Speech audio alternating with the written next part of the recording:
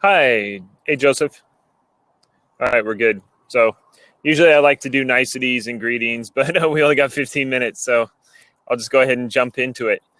So the question here is, I'm going to do the pro, there must be life or consciousness. I'm specifically going to talk about life after death. Job asked, if a man dies, shall he live again? And we're going to ask that same question here.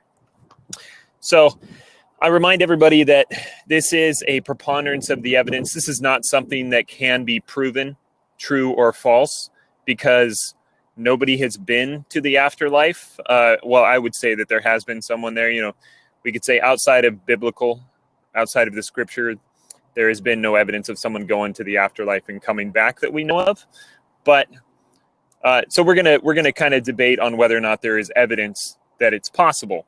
All right. So Descartes said that because I ask as a finite being, there must exist a infinite being that allows me to ask of infinite things. And likewise, I ask because I am a finite being in the material world, there must be an immaterial world in which I can possibly conceive of.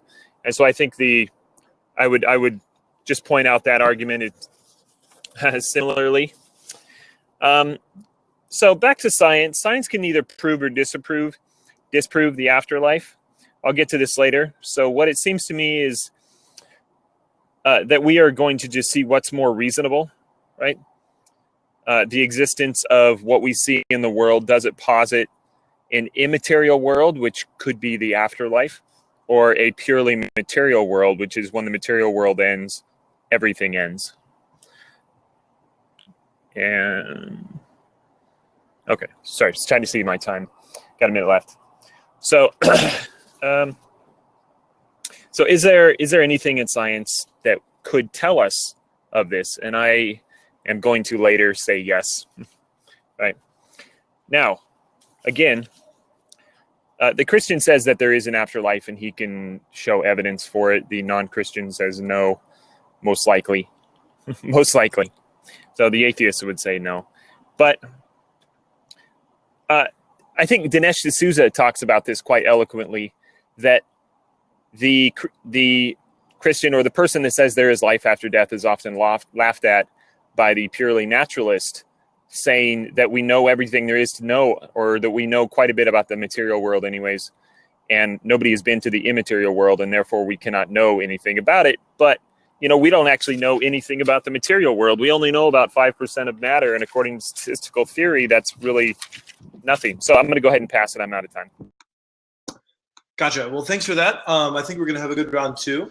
What's really important in this debate round is as we talk about the afterlife, we not talk about it as something we want to be, and we not talk about it in terms of its usefulness, because it can give people a lot of meaning to believe that there is an afterlife. What's far more important in this resolution, in this debate, is that we focus on accuracy. So with that, let's begin by reading the resolution, because I think there's going to be some, I think the easiest argument for Conrad here begins just because of the way the resolution is written. After death, there must be some form of life or consciousness. So my opponent has been giving you basically two arguments. He said, first, we should debate on what's more reasonable. And then second, he's given this generic argument for non-materialism. Neither of these arguments are good enough to prove the resolution true, and neither of them should be voted for. So first, I want you to begin. If you're writing anything down, remember the first argument comes out of the wording of the resolution. It says there must be some form of life or consciousness. I'll say that one more time. There must be some form of life or consciousness. Now, the resolution's wording doesn't give my opponent room to say, well, there might be, might not be. Additionally, too, when he steps forward and says, oh, well, I agree that we can't absolutely prove this, we're just going to base it on a preponderance of evidence, he's chosen the opposition argument. What's so critical to remember here is that voting for the opposition and voting for the con does not mean you're saying there can never possibly be anything outside of the material world. It simply says you do not believe with absolute certainty that there is life after death. I'm only saying, and I don't believe that it's rational to insist that there can't be anything outside, because there might be, but the statement that there must be, that there absolutely has to be something outside of this world, implies certainty and demands that my opponent prove it. So the first chief argument is my opponent hasn't even begun to support the resolution because he simply made this generic argument for materialism. Now let's move down to my opponent's argument for materialism. He says, well, we have the choice for the immaterial world or the material world. There's two key responses here. First, it doesn't matter. Just because there might be a universe outside of the material one, A, doesn't mean that we have life or consciousness. So my opponent still hasn't even gotten close to proving the resolution true with the 3 minutes that he's had. And the second issue is the word must. Just because some random philosopher way back when said that it's, perchance a possibility that there might be some life after death that we haven't experienced, that's no reason to believe that it's the case. So I want you to leave you with my final argument. You can write down as no empiricism. Look, as my opponent says, no one's ever experienced the afterlife. To step into that, to say that in his first speech and then come back and tell you, yeah, there absolutely must be life after consciousness is ridiculous. We have enough of a struggle proving certainty in courtrooms where we have eyewitnesses and video evidence in front of us, and my opponent wants to tell you that we must have it for someone who's never been there. Okay, so obviously I didn't write the resolution, but this is a tournament debate. And so what we're doing is we're trying to seek out the preponderance of the evidence. Which one of us can argue our view more? You said the want and use versus accuracy. Again, neither one of us are able to prove our point. So I don't know why you would even say prove. That just doesn't make any sense. We're not able to prove. Can you disprove that there is a life after death? No. Can I prove there is a life after death? Can I do it? Well, I haven't been there. You haven't been there. So in those terms, no. But I could point to someone who has been there and has come back. I could say the man Jesus Christ, but that's not really part of this debate necessarily. So again, I will just point to this as preponderance of the evidence. The resolution was not my resolution. It is a tournament debate. I don't have to prove anything. In a debate, it's ridiculous to even say I have to prove anything because it's a debate. Right? If I could just go out and prove it, then why are we debating? So if I could point to someone who's been there and prove to you again. So you said want and use versus accuracy. Well, I think want and use are perfectly valid. What is the use of having an afterlife? Well, or having an immaterial world anyways. If it's useful, I think that's an argument for it.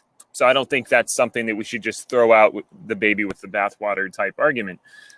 Accuracy, yes, but again, it's preponderance of the evidence. So when you're voting, I want to say which one of us provides the greater argument, because again, this is just a tournament debate, not my wording of the resolution, nor did I get to choose it really.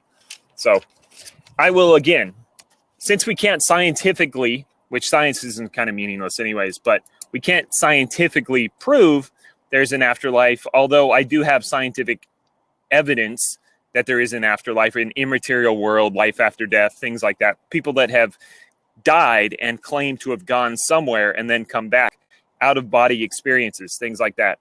Evidence for an immaterial soul, an eternal soul. So one, the philosophical evidence for, which I gave a little bit to already, but one, only a man asks these things. Dogs don't ask these things. Dogs don't ask of the afterlife.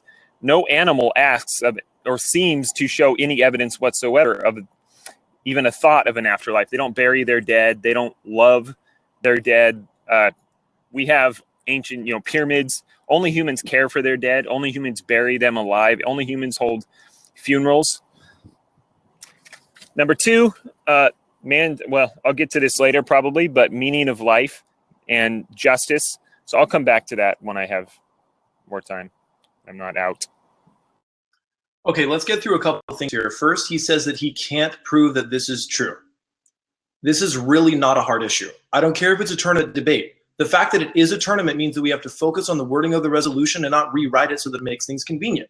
I want you to remember the wording of the exact resolution. It says, after death, there must be some sort of life or consciousness. Now, it's his job to prove that true. He's rewriting the resolution and saying, well, I guess we can't prove this, so I'm going to write the resolution as there is life and make the burden even on both of us. Look, if it's his job to prove that there must be something, he has to prove that there's certainty. There can't be a bunch of other possibilities that are legitimate if this is to be true. So my opponent's burden is to prove the resolution true, not to rewrite it into something he calls convenient. My second response you can remember as tournament rules. The reason that we have a tournament is so that we can debate a resolution in the way it was worded, not the way my opponent wants it to be worded. So when it says there must be an afterlife, there must be something after life, it's his job to prove that. And by him literally saying, oh, well, yeah, we can't technically prove this, he's conceding the entire debate round. So your decision is already really easy because he's given up on his own res. Let's get down to his argument about Jesus. My response is no analysis. He says, oh, well, Jesus went there. On what grounds does he make this position? He simply claims that Jesus went there. First off, Jesus lived over 2,000 years ago. We weren't Jesus. We don't know what he experienced. And the argument that automatically we know that there is life beyond the shadow of a doubt simply because some religious figure 2,000 years ago did is preposterous. Let's go down to his second argument. He says, look, I still can't prove this. I want you to cross-apply the same response. Remember his words. He's giving up the resolution when he says, oh yeah, we can't prove this, because obviously then we can't imply certainty. If there are other options, we can't say there must be this. If there are options available, we can't claim certainty. Next, he says, oh, well, we should discuss the usefulness. My response is this legitimizes falsehood in every single way. Imagine if I said it gave my life a lot of meaning to believe that no one around me ever existed. That wouldn't make the statement true. My opponent's saying that we should talk about how people interact with their own lives and we should just choose the beliefs that are useful to us. Sure. It can be helpful to believe that there's something after life that in no way makes it real. You can't just believe falsehoods and change reality around you by doing so. Again, this is ridiculous. Let's go down to his last argument on near-death experiences. Two key responses. The first is radically inconsistent. People's experiences about, in the moment where they come near a car crash and they see some angel, first off, the experiences are radically inconsistent all around the world. Someone who lives in India doesn't see Jesus. They see the God that they believe in. The second response is brain trauma. There's a much more reasonable explanation. It's that people have traumatic experiences where they hallucinate. The third response is they're not actually dead. These people haven't been to the afterlife. They just claim to have seen something that they think is. So at the end of the day, no one has experienced the afterlife. My opponent insisting that he can't prove it is the biggest reason why you should give this up and why you should vote against the resolution. He's done so himself. Again, preponderance of the evidence. That's the whole point of a debate. You should know that because you've debated many times in high school, so you're a debate champ. So he said that if it gives him meaning to believe that nobody around me exists, well, you can see clearly that people around you do exist. So whether it gives you meaning or not, that's evidence, proof that they do exist. But that doesn't apply to this at all. So second, I point to Jesus and his coming back, eyewitness testimony. Now, if you're not going to believe eyewitness testimony of people 2,000 years ago, why would you ever quote Plato, Socrates, Aristotle? They lived 2,300 years ago, and we don't even have writings of their own. It was their students that wrote it. So Aristotle, I think, wrote it. But so eyewitness testimony of 2,000 years ago was perfectly valid. We all believe that Augustine and many other people lived, and so why wouldn't we believe that Jesus lived, given the eyewitness testimony of 2,000 years? That's just not an argument there. So again, philosophically, only man believes that there is an afterlife. So I think that is evidence that there could be an afterlife. Man's demand for justice, these things require immaterial moral lawgivers. So moral laws require a moral lawgiver. I can give the C.S. Lewis argument there. I've done it in previous debates. Our demand for justice demands that there be an afterlife, be an eternal punishment. Free will. If you believe in free will, then you believe there is an immaterial world. For if there's only material world, then you have no validity to your argument because you have no choice but to believe your argument. For truth to exist, there must be a choice of non-truth. So free will is evidence of an immaterial world. And scientifically, again, I pointed out some of the near-death or the after-death experiences, out-of-body experiences. There have been documented cases where people have seen things that are on top of shelves that they never could have possibly seen when they went into the ER, and providing evidence that they did at least exit their body. So there's plenty of evidence of this. The scientific evidence of an immaterial world, we know the universe has a beginning and we know the universe will have an end.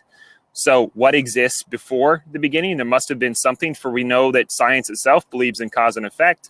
Everything that has a beginning has a beginner. And so the universe must have a beginning, so there must be something outside of the physical universe. So I think that is evidence. Now you've provided me nothing that is proof that there is no afterlife. Okay, this debate really isn't going to be that difficult. My opponent keeps insisting about the phrase preponderance of evidence, and I like that he even mentions my debate history, so let's talk about it. Okay, so resolutions have claims, and within these claims, there can be a bunch of different kinds. You could have a saying, let's say justice is the best principle in the world, or say nothing is more important than justice. If you're going to say nothing is more important than justice, for that statement to be true, it means that the affirmative has an absolute burden. So the pro has to prove that there is nothing more important because that's the wording of the resolution. If you said something like justice is better than mercy, then of course you're going to use preponderance of evidence because that is a balanced burden scope. We're saying this thing's better than that, so 51% or more, let's go for it. Here's the problem. My opponent keeps insisting on using the phrase preponderance of evidence to prove this resolution true when preponderance of evidence simply doesn't belong. There is another kind of burden scope known as evidence beyond the shadow of a doubt. Now, I know my opponent's probably going to complain in the next speech and says this isn't fair, and he's going to say, well, I didn't write the resolution. Truth is, neither did I. Are we going to rewrite the resolution so that it makes my opponent's job easy? And the way we would do that is through the resolution. We would have to say something like, there is probably life after death. If we were going to say that, then yes, it would be preponderance of evidence. Well, my opponent, the third time now, has completely ignored the word must. So I want you to group all of his arguments up to this point with one single response: might be versus must be. The fact that some eyewitness testimony 2,000 years ago claimed that there was an afterlife doesn't make it the only possibility. It means maybe they were right. Maybe Muhammad was right when he saw Allah and had that vision. Maybe Joseph Smith was right as well. My opponent is obviously defending the Christian worldview. If he's going to say all eyewitness testimony is to be trusted, then go ahead and vote against him already, because there's so much other eyewitness testimony for other things. Look, here's the most important thing to remember.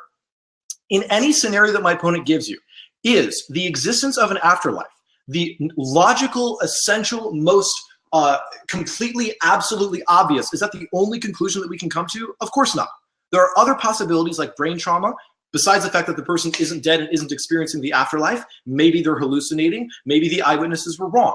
Look, you don't have to even give up your Christian faith to buy this argument. The simple position is this: the pro must prove the resolution true, word for word, not a different resolution, not the resolution he wants to have, not on some standard he wants to have. Because the resolution says there must be some sort of life or consciousness after death, he must prove that there must be. He's only proven that there might be, which is the weakest argument. And even were I not to give a speech, you couldn't possibly be persuaded that this resolution is true. Preponderance of evidence is one standard and makes sense when we have a balanced resolution. Like, there's probably more of this than of that. But when we say there must be, we're saying that there aren't other options. If we were going to say there must be some sort of world, we're saying that there's no other way around it. Certainty. Okay, so he's misunderstanding the meaning there of the words "there must be." There must be doesn't mean there absolutely is. Sometimes we say, oh, there must be another choice. We don't mean that there absolutely is another choice, but we're demanding or we're asking for the existence of another choice. We're implying that there is another choice. Second, you said that justice is the most important. Again, we know that a claim like that is a subjective claim, not an actual must, or we could say scientific or absolute factual claim, but we're making a subjective claim. We're saying that justice is the most important thing on earth. So in your own claim. Second, that, and again, that's not a claim that needs to be proven beyond any questionable doubt. Just like this title here, after death, there must be some form of life or consciousness. So if I say it that way, I think it's much more clear. After death, there must be some form of life or consciousness. Then clearly it is a preponderance of the evidence. I'm saying that if you believe that there is possibly a life after death, and that I've been able to show some evidence for it, or we'll say greater evidence than he has been able to show that there is none, which he has provided no evidence that there is no life after death, that there is nothing after death. When you die, you just die and simply disappear. Then I think I should win the debate here. Second, if you would, obviously, if there is no life after death, then yes, you would have to abandon your faith, clearly. So scientifically, I mentioned some scientific, we have time. Time is finite, right? So the universe has a beginning, it has an end. The laws of thermodynamics prove that. Everything that has a beginning has a beginner. There must be something outside of the physical universe. The anthropic principle that the universe is created for life. If the universe is created for life and we know the universe ends, then surely there must be something outside and after this universe ends that is also going to be created for that same life, that is man. I mentioned the out-of-body experiences. The existence of immaterial things. We know that immaterial things exist. If you claim that free will exists, then you believe there is more than the physical universe. If you believe that free will does not exist, then you must reject his idea, and you must also do so freely, because if free will does not exist, then he has no validity to believe what he claims, because he has no choice to believe it. Love, love is an immaterial thing. Love is more than just a feeling, a heartbeat. Thoughts. And reason itself, I mean, he's going to sit here and say that he has the greatest reasonable evidence, but unless he believes in immaterial things and a perfectly reasoned creator, then he has no evidence for reason to be valid in any manner. All right. To make this mind-numbingly simple for everyone who's watching, I'm going to read you off the sentence that I had to read as I began school in Dallas this semester. The statement was this: all students attending school must have health insurance. That's a must. It has to be. It is mandatory. It is essential. That statement doesn't say, it'd probably be a good idea if this happened, or some of you will and some of you won't. It implies, without exception, every single student must have this. And trust me, I tried asking for an exception because I gave them a phone call and they gave me the exact same answer. No, all students must have this. I want you to treat the basic logic of the phrase must be with the resolution. If we're going to say there must be some sort of life, we're not saying might be. That is a different word. The resolution could have been written to say there is probably life, there's a possibility of life, but it doesn't. It simply says there must be some sort of life. So until my opponent proves certainty, which he has already given up on, he's already said that he can't prove it, the resolution is false. Let's get down to the two key reasons that you're going to be voting for the con side. The first is my opponent doesn't prove certainty. He doesn't get to rewrite the resolution to make it easier for him. The resolution says that there must be some sort of life or consciousness, and he doesn't prove that there must be. He proves that maybe under some premises where we do accept them, it could be possible. That's simply not enough. It is logically mandatory in the same way that my health insurance is mandatory to attend school. It's not an option. It's not a possibility. It is an essential part of the resolution. The second key reason that you can vote for it is doesn't even prove life. This is the same argument that we made in the first speech. His generic argument for, well, there's got to be something outside, quipping a few quotes from some Christian scholars, doesn't even get close to proving that there is life. There's going to be two subpoints here that you can remember. The first is life versus supernatural reality. At the very best, if you're going to agree with all of my opponent's arguments, he doesn't prove that there's life or consciousness for us. He just says, well, there's probably something out there that's different. That's not the same thing as life or consciousness. It doesn't even come close to proving the claim. The second key issue is other possibilities. He doesn't respond to the fact that brain trauma is a legitimate possibility for people that are undergoing some sort of surgery, and then bam, they see the vision of Jesus. Second, he also doesn't respond to the argument about the fact that this is only consistent within people's worldviews. The phrase confirmation bias. When people have some sort of traumatic life experience in another country or in a tribe under a different religion, they don't all see Jesus in the same robes that we saw him in those little children's books. They see the religious figure that they were thinking of. Third and finally, eyewitness testimony. My opponent cold concedes the argument that people who have eyewitness testimony doesn't mean it has to be so. For example, Muhammad saw Allah. Joseph Smith saw a vision of Christianity that's radically different from the one my opponent probably supports. Look, at the end of the day, my opponent's dropping almost every argument on this piece of paper. There doesn't have to be life because there are other possibilities. The argument of empiricism says, hey, we don't know because we haven't experienced it. That's the truth. All right, so if we're going to give life as a very general term, then I think it's quite clear that when you die dust to dust, you return to the ground and you become life in other forms, as in your particle manners disintegrate into the ground and they take part of plants. So if we're going to give it a very general, generic term here, then I think it's absolutely proof that there is life after you die. There is some sort of life after you die. You become a plant or something. And again, I go back to this idea of must be. Well, it's really how you define this, I guess, how you say the frame there must be. Now, he mentioned a prescribed law, which requires a prescriber. And that's a different form of must. That is a legal term. So they won't let you into school unless you have the health insurance. But this is not that form of must. This could be, again, surely there must be some form of type of thing. So again, it is just preponderance of the evidence. Do you think that there is life after death, or is there no life after death? And again, I could even get to some ridiculous thing and say life in a general form, in which case I think there's absolute evidence that your body, when it disintegrates, it turns into other matter. It becomes parts of, you're eaten by an animal, you become part of the life of the animal, sort of, in some mysterious way, some weird way. But I just go back to my main arguments that you cannot disprove that there is life after death. And I think the fact that there are immaterial things of love, free will, reason itself. So if you're going to claim that reason is valid, then you must believe in an eternal reasoned being that created you. Thoughts, there is, and I'm going to pass it there and just leave a little bit left to finalize it.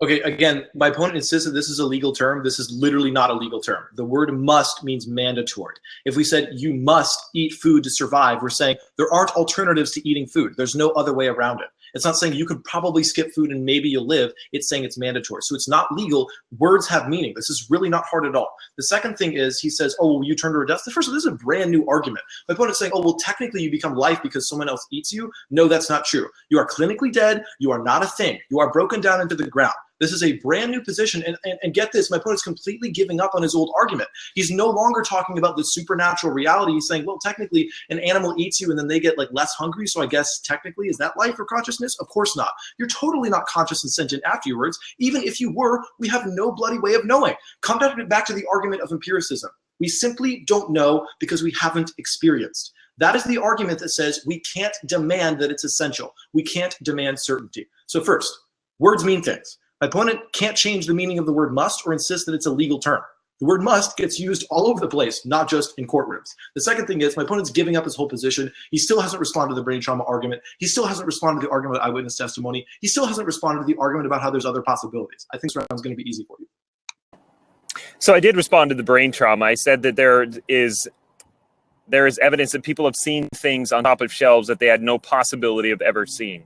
So these are actual out-of-body experiences. Second, I don't see what's the problem with bringing out a new argument towards the end if you're going to redefine the whole terms. So if I get to if this is supposedly my claim, which it's not, but if I say after death, there must be some form of life or consciousness. First of all, it's life or consciousness. So it could be any form of life. If you get to redefine the whole phrase itself, then I should be able to define it as I wish. After all, it's supposedly my phrase. So surely after death, there must be some form of life or consciousness. So is that much clearer? Hopefully. So therefore, it should be a preponderance of the evidence. Have I been able to show that there is something outside of the physical world? And I think I have. Again, I can say that for anything that has a beginning, there is a beginner. We know that the world seems, and even the most atheistic, ardent atheists of Hawking's believe in the anthropic principle. And so surely there is something after this world ends that is also created for people.